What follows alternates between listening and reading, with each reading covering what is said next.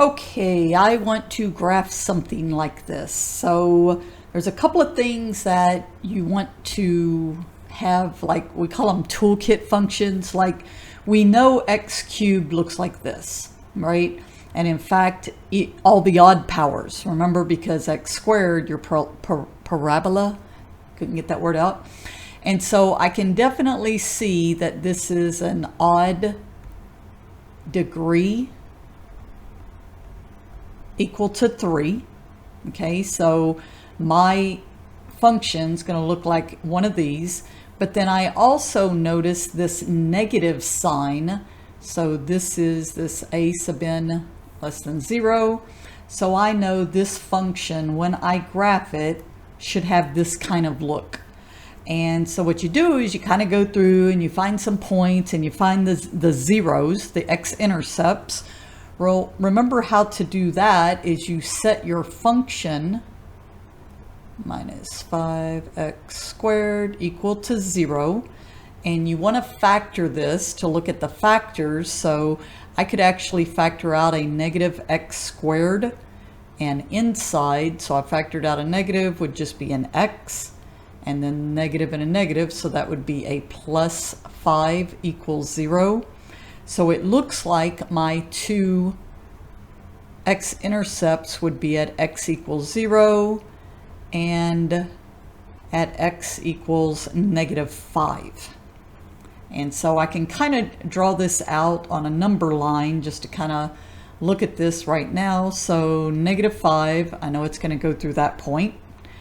And then at 0, so I know, well, I said through, but I don't know that yet. So then the next thing you look at is you look at the multiplicities. And so in other words, how many times are the x's being multiplied on your zeros? So this, it's x squared, so I can see that I have an even, okay, 2 multiplicities, see if I can spell that out. And so when you have an even multiplicity, this means that the graph is tangent. So in other words, to the x-axis. So in other words, it doesn't go through it. It's just going to hit it and then turn.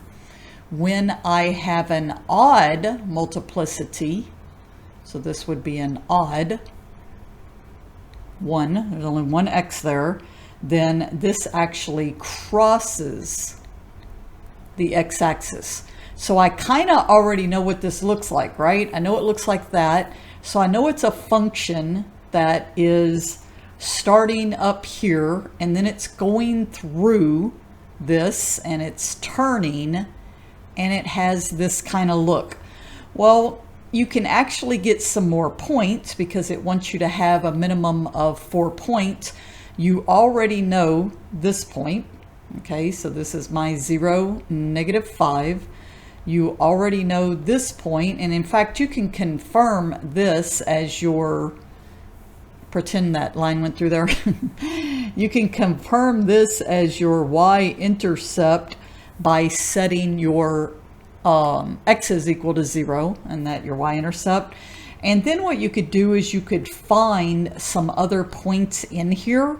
And I kind of know that I should get a negative, right? So what I did is I plugged in negative 1, and you're plugging this back into your original function. Please be very careful how you're plugging this into your calculator. So it's negative 1 cubed minus 5 times negative 1 squared. So it's the negative, and that would be a negative 1. This would end up being positive, so minus 5, a negative and a negative is a positive.